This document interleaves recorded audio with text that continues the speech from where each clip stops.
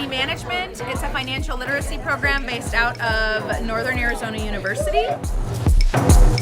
So what we do is a game of life. Every 15 minutes, students are paying for their mortgages if they decide to purchase a home, live in an apartment, did they decide to invest in themselves and go to college, utilities, phones, computers, what is it that you need? Are you single or are you married?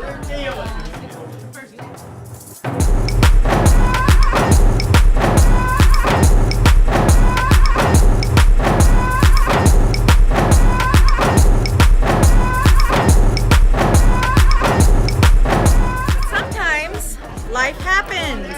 Sometimes your grandma calls, she needs help, you need to give her $500. Life happens, and so that's what we're doing. We're trying to teach our students about financial literacy, how to be fiscal, financial stewards.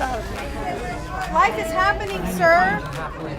All right, Let's see what thank you. happens. Let's see. You want keys in the car? I left my keys in the car. You just got it too.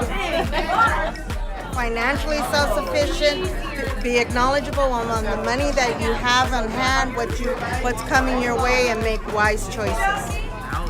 Like there's insurance and there's rent and all that lovely electricity stuff and all the fun stuff we do later on.